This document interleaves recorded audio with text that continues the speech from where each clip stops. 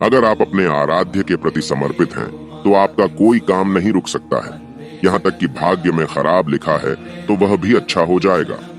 एक चिड़िया जंगल में एक पेड़ पर रहती थी। जंगल बिल्कुल सूखा हुआ था, न घास, न पेड़, न फूल, न फल। जिस वृक्ष पर चिड़िया रहती थी, उस पर भी सिर्फ सूखी टहनियां थी, पत्ते भी नहीं थे। चिड़िया वहीं रहकर हर समय शंकर भगवान का जाप और गुणगान करती रहती थी। एक बार नारद जी जंगल में होकर जा रहे थे। चिड़िया ने देख लिया, तुरंत आकर बोली, नारद जी आप कहाँ जा रहे हैं? नारद ने कहा, शंकर जी के पास जा रहा हूँ।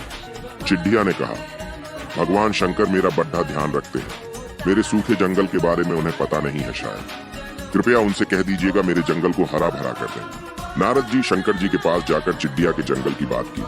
नारद के कई बार कहने पर शंकर जी ने कहा, अगर आपको समझ में आ गई होगी तो अगर आप प्रभु श्री चिड़िया के राम और भाग्य में हनुमान जी 7 के भक्त जन्म हैं ऐसे तो ही आप सूखे लाइक जंगल में और रहना लिखा सब्सक्राइब है। जरूर करेंगे। नारद कुछ नहीं जय बोले। श्री राम। कुछ समय बाद नारद जी फिर वहां से निकले तो देखा जंगल बिल्कुल बदला हुआ था।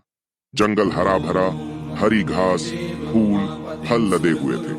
चिड़िया का पेड़ फूलों और फलों से लदा था। चिड़िया भी प्रेम मग्न होकर पेड़ पर नाच रही थी।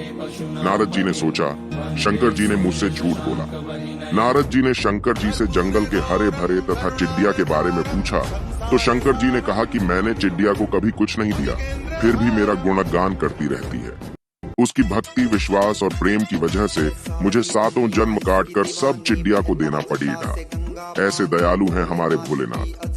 नारद जी ने शंकर जी से जंगल के हरे भरे तथा चिड़िया के बारे में पूछा तो शंकर जी ने कहा कि मैंने चिड़िया को कभी कुछ नहीं दिया, फिर भी मेरा गुणगान करती रहती है। उसकी भक्ति, विश्वास और प्रेम की वजह से मुझे 7 जन्म काटकर सब चिड़िया को देना पड़ेगा। ऐसे दयालु हैं हमारे भोलेनाथ।